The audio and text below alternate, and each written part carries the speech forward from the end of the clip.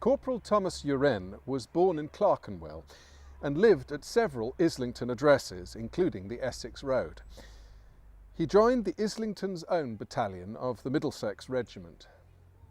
He was killed in action in August 1918 and buried in France. The bravery of the soldiers of Islington is commemorated in a song written by Corporal Thomas Uren called Bravo Islington, which Mark Aston at Islington Local History Centre and Museum Archives discovered recently. We think it probably hasn't been performed for 100 years, until now.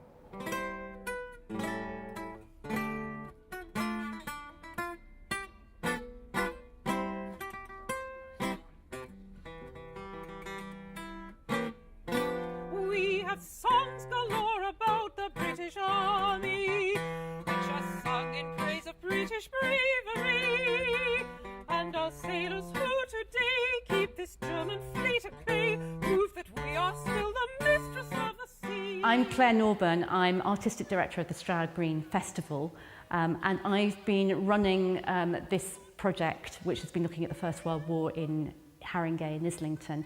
So often you hear the stories from a national perspective, but you don't really sort of think about it from the impact of ordinary people living in your house, in your street. So I've been working with partners in Haringey, Islington and the Haringey First World War Peace Forum, gathering their stories and translating them into a piece that we performed here tonight.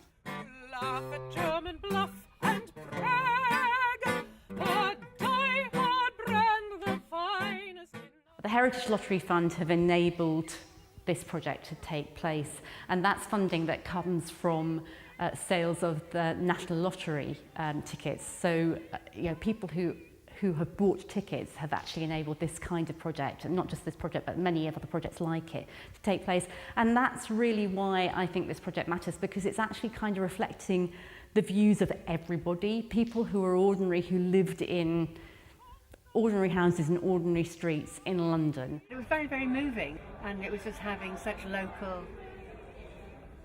our local area in a very different light.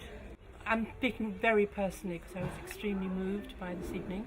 I had an uncle whose body was never found. He died in the First World War. He lived off Crouch Hill.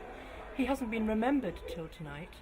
I think we should have more of these kind of events, and I hope there will be something like that next year at the festival, and I come with pleasure.